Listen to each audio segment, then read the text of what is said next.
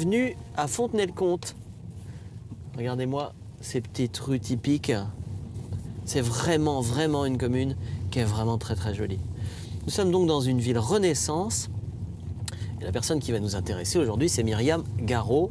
Elle est adjointe au maire et elle est directrice des abbayes du Sud-Vendée. C'est donc une femme et une fan de patrimoine et qui est très attachée notamment à l'histoire locale. C'est ce qu'elle va nous expliquer. D'abord, là où nous allons la rejoindre, puisque nous allons du côté de la fontaine de Fontenay-le-Comte, une fontaine très typique. Et nous y voilà.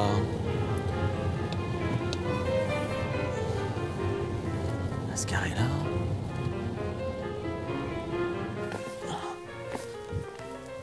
Bonjour Myriam. Bonjour Hervé. Merci de m'accueillir. Maintenant, c'est moi qui vous remercie. On est un peu chez vous ici en fait. Un petit peu, oui, Ouais. mais vous aussi. Ouais, c'est bien. Quand on arrive de La Roche-sur-Yon, ce qui est épatant, c'est qu'on rentre à Fontenay-le-Comte et C'est on une prend de la bouffée de vieille patrimoine. pierre, etc. Je sais que vous appréciez particulièrement. Un petit mot sur cette fontaine. Alors c'est vrai que c'est un rendez-vous. petit peu Attention, s'il y a une voiture. le monument emblématique de la ville de Fontenay, hein, puisque Ouais. c'est la fontaine au Katia. Juste en deux mots, hein, je ne vais pas faire Non, un mais cours sur le patrimoine. dites juste parce qu'elle est magnifique. Katia, tia en patois, ça veut dire tuyau, donc Ouais. 4 tuyaux.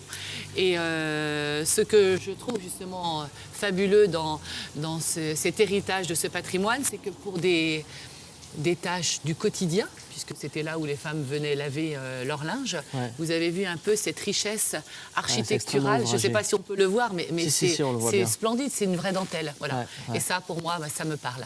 Il y a une question que je voulais vous poser pour commencer sur le patrimoine. Il y a quelques semaines, on a vu les images des fondamentalistes qui détruisaient dans les musées, vous savez, plein de choses. Et moi, j'ai pensé à vous en venant, en me disant que ce genre de choses, ça devait vous marquer aussi, de voir la destruction du patrimoine comme ça, l'érasement oui. de la culture. Surtout, bien sûr, c'est quelque chose qui, moi, m'attriste et m'accable, puisque tout ce passé est très important. Ouais. Moi, j'y crois beaucoup. Alors, pas avec un passé nostalgique, hein, bien au contraire, un passé bienveillant, puisque c'est la continuité de notre vie, d'aujourd'hui, et pour aller vers le futur. Ouais. Et Alors, ce sont des témoins ce sont des témoins, et on doit en fait, pour moi, passer du temps et consacrer du temps à le préserver. ouais. Alors, ça va être le fil conducteur, la préservation du patrimoine. Vous allez voir, parce qu'on va aller en forêt de Mérevent, mais pas n'importe où. Mais on va parler de vous aussi, on va pas parler que de patrimoine, on va en voiture.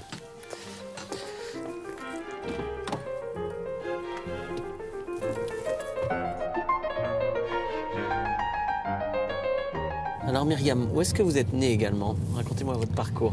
Alors, je suis née à Niort, mais sinon je suis vendéenne De cœur? de cœur, et je n'ai pas quitté la Vendée depuis ma naissance. Ah, par là. Voilà, c'est par ici, excusez-moi. Non, mais je vous en prie. On est en forêt de Mérevent.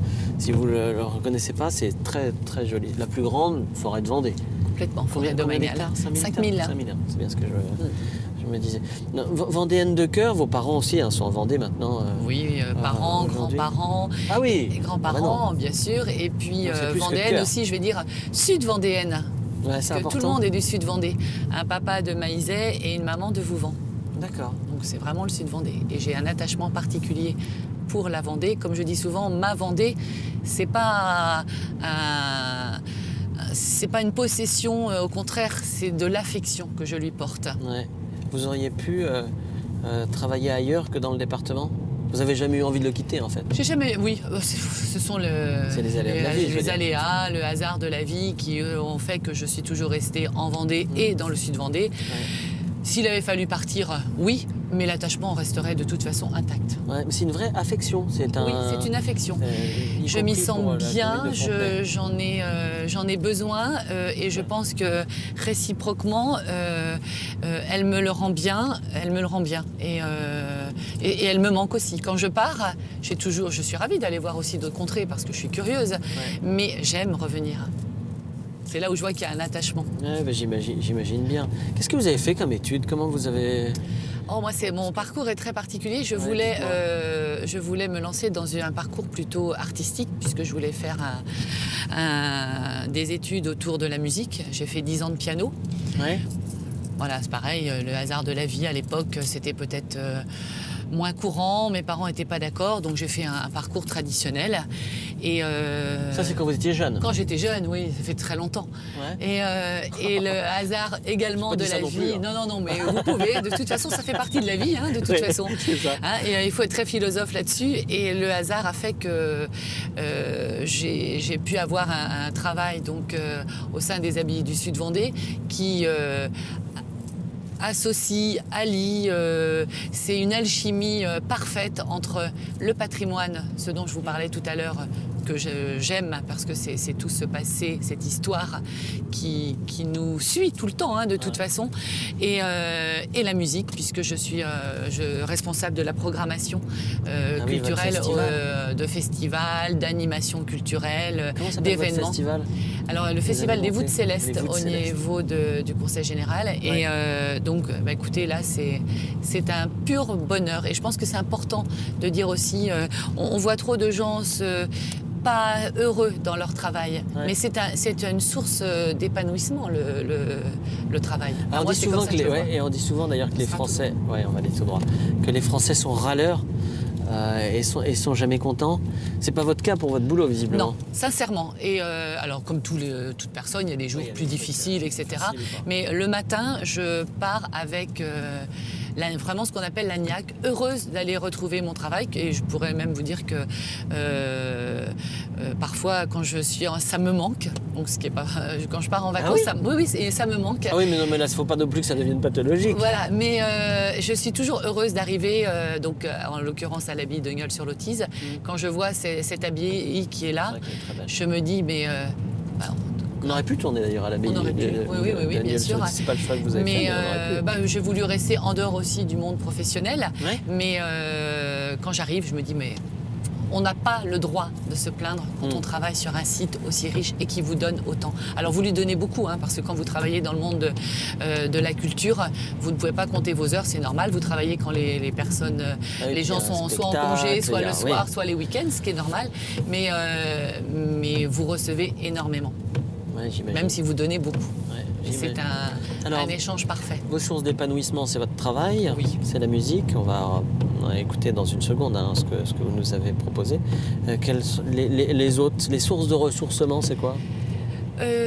Alors mes enfants, puisque je suis maman de 4 enfants, donc forcément la famille, la nature.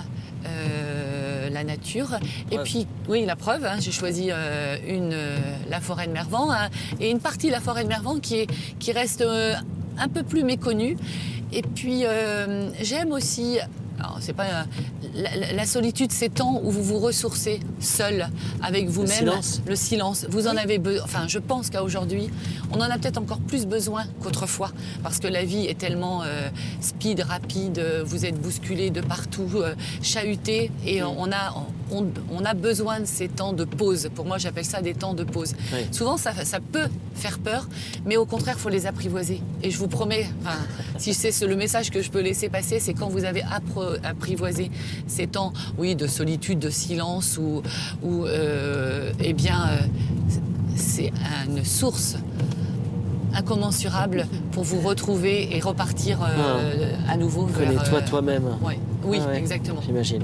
On va continuer cette conversation. On va parler aussi de l'éducation de vos enfants parce que vous avez élevé vos 4 enfants toute seule avec ce travail passionnant. Oui. C'est donc une vie active. Mais en attendant, on va écouter de la musique. On écoute. Vous avez dit que vous étiez passionné de musique. C'est du Bach. Alors, à droite. À droite, pardon. Là, oui, j'ai choisi Bach. Je suis une fan de musique classique, hein, Ouais. complètement. Avoir un compositeur préféré, je ne pense pas. Je les aime tous parce que tous me procurent des émotions différentes. Alors, comme tout le monde, on a De des... vraies émotions quand vous écoutez de la musique. De Vous êtes vraies capable mé- de pleurer en écoutant de la musique. capables, je dirais souvent. Voilà. On va vérifier ça. On Non, écoute. je ne vais pas le faire D'accord. aujourd'hui, je vous Bon. promets. On écoute quand même.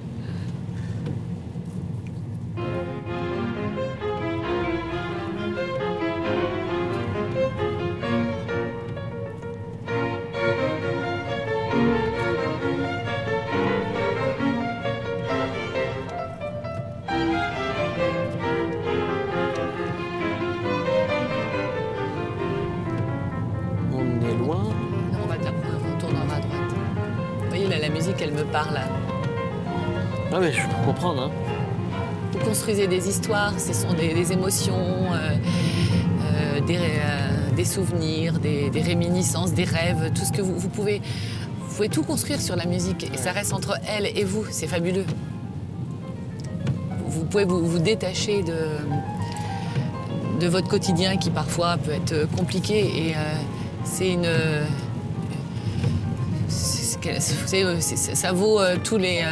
à droite, tous les médicaments pour moi, enfin en tout cas, ouais. Tous les traitements...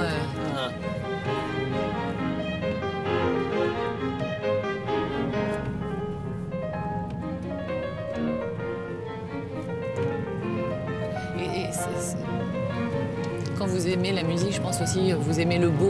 Et la musique amène ou mène vers le beau. Le goût du beau. Le goût du beau, et puis après, il les emmène vers d'autres choses. Alors Myriam, on arrive. Oui. On arrive où alors? Alors on est donc toujours en forêt de Mervan, mais cette partie de cette forêt s'appelle plutôt la forêt des Pagnes. Et nous arrivons à l'endroit de la stèle des martyrs. D'accord. On va aller voir cette stèle alors. En avant.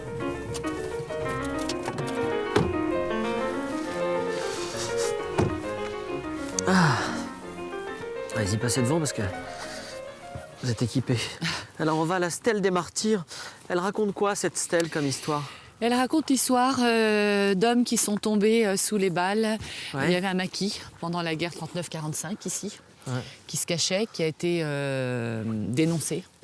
Et ils ont été pris ici, donc plusieurs personnes sont tombées ici. Donc il y a une stèle et il y a une commémoration tous les ans au mois d'août, puisque c'est arrivé, je crois, le 17 août 1944. C'est pour la mémoire, là encore, que vous nous avez amené ici? Oui. Vous voyez, on peut allier la nature, la mémoire, l'histoire, le patrimoine. Pour moi, c'est un tout.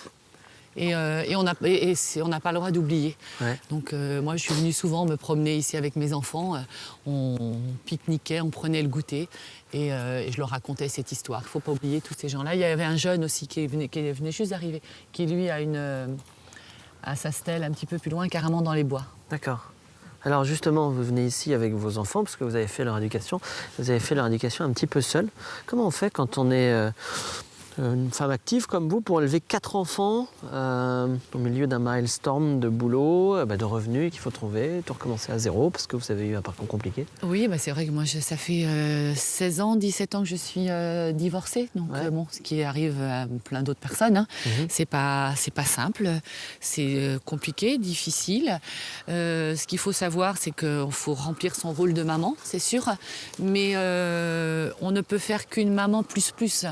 On ne peut jamais remplacer un papa, ça c'est sûr. Donc moi je n'ai jamais voulu remplacer leur papa qui le voit régulièrement, mais c'est vrai que le quotidien a été pour moi. Mais on fait la maman plus. On essaie de compenser, de combler, d'être toujours là et puis de faire au mieux avec aussi. Et puis d'accepter ses manques. Ses erreurs, et puis le dialogue, beaucoup de dialogue avec ses enfants. Vous dites ça 17 ans plus tard? Est-ce qu'il y a un moment quand on est en train d'éduquer ses enfants qu'on est toute seule? On n'y pense pas. On est dans l'action, on n'y pense pas. Ça doit être dur. Oui, c'est dur. Il y a des moments où on a envie de tout lâcher. C'est pour ça que quand ça corrobore à ce que je vous disais tout à l'heure, moi, c'était la musique, c'était venir ici, me ressourcer. Alors, chacun ses ressources, hein, mais moi, c'était les miennes et je pense qu'elles m'ont aidée. J'étais aussi dans la transmission de mes enfants parce que j'ai des enfants qui ce sont des cultureux, tous. Ils aiment le patrimoine, ils aiment l'histoire, ils sont férus d'histoire. Ils vous doivent ça, alors? Oui, après, je sais pas, je veux pas... Et puis, ils aiment aussi la nature. Mais oui, il y a des moments où on a envie de tout lâcher, quoi. On pleure un bon coup et puis il faut repartir parce que on est... pour moi, c'est aussi cette notion de devoir. Eux n'avaient pas demandé, c'est mon histoire, c'est notre histoire et ils sont là et il faut les aider à se construire. Malgré tout. C'est pas simple. C'est pas simple. Non. On va continuer à aller se promener, venez.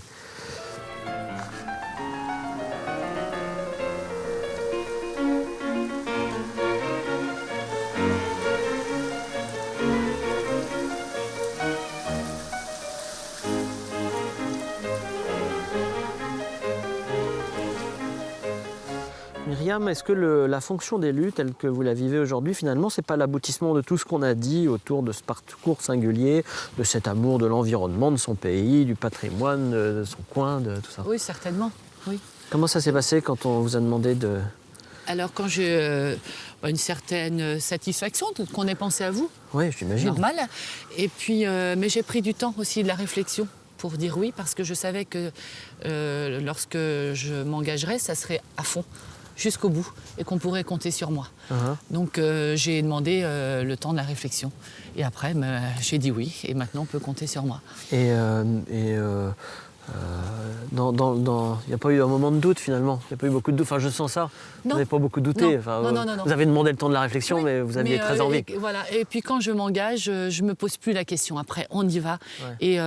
et c'est fini. Vous êtes adjointe à la culture, Oui. C'est-à-dire que vous avez les leviers sur alors, moins sur le patrimoine que sur la culture d'hier à aujourd'hui, vous qui êtes une amatrice de musique classique. Moi je suis en charge donc, de tout ce qui est programmation, donc, de l'espace culturel. Ouais. Il y a le musée, donc là on est aussi dans le patrimoine. et l'histoire.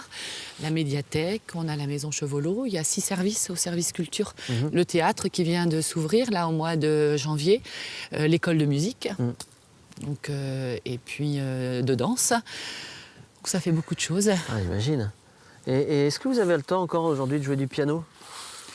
Rarement, Disons- rarement, parce que maintenant je disons piano. suis devenue mauvaise. C'est vrai Bah oui, non mais. Donc vous allez écouter les autres en fait. Voilà, je retrouve ma satisfaction. J'ai pas de manque du tout, puisque je suis au contact quand même de beaucoup d'artistes. Ouais. Ça faut être honnête. Je suis avec eux régulièrement. J'ai des amis artistes, donc ça ne me manque pas. Ouais. Mais je ne. Peut-être vous ne dites pas qu'un qu'un jour, jour, je ne m'y remettrai vous pas, mais bon, ça sera vraiment pour m'amuser. J'ai mon piano Ouais. qui est chez moi. Vous n'êtes pas lassé de toute cette culture qui vous environne de temps en temps, en dehors du silence? Vous n'avez pas envie de vous dire bon alors stop, je vais me faire une bonne émission à la télé, vous savez, des trucs, un bon divertissement, je sors de l'univers de la culture pour arriver vraiment dans le divertissement et dans le défouloir par exemple? Si, bon, faut être honnête, bien Ouais. sûr. Alors moi, Parce que ça doit être fatigant quand même. je vais vous dire, je suis très polar. C'est vrai? J'aime beaucoup les séries. Voilà, je D'accord. sais pas pourquoi. Souvent, je dis tiens, si j'avais une deuxième vie, je serais peut-être commissaire de police. C'est vrai? Oui, j'aime ça. Bon, pourquoi ne me demandez pas.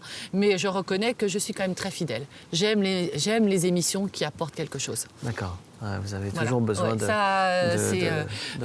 je peux pas dire l'inverse. Bon, alors, je vous remercie en tout cas d'être venu comme ça nous vous livrer dans la Non, c'est voiture moi et qui puis de vous nous avoir remercie. emmenés ici parce qu'on est quand même bien dans la forêt de Merdon. Ça fait un peu froid quand même. Aujourd'hui, il ne fait pas hein. très chaud. Mais je vous promets Voilà. qu'en général, en Sud-Vendée, le soleil brille toujours. Oui, oui, d'accord. Merci beaucoup. Merci. Et puis je vous ramène. Merci, au À revoir. bientôt, à la semaine prochaine. Salut.